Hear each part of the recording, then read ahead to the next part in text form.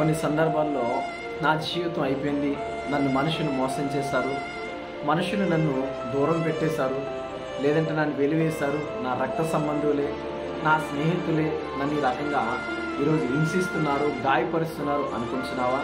ప్రియ సహోదరి సహోదరుడా, my dear friends, మనుషులు నిన్ను గాయపరిచారు కానీ నీ దేవుడు నిన్ను గాయపరచలేదు.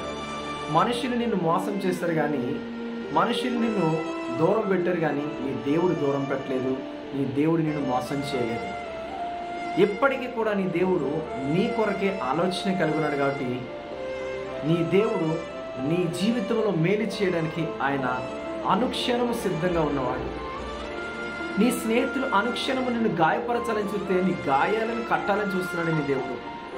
నీ స్నేహితులు నిన్ను నష్టపరచాలని చూస్తే నీ దేవుడు నిన్ను సంతోషపరచాలని చూస్తున్నాడు. ఇంకెందుకు ఆలస్యం? దేవుని సన్నిధిలో మొరపెడదాం, ప్రార్థన చేద్దాం.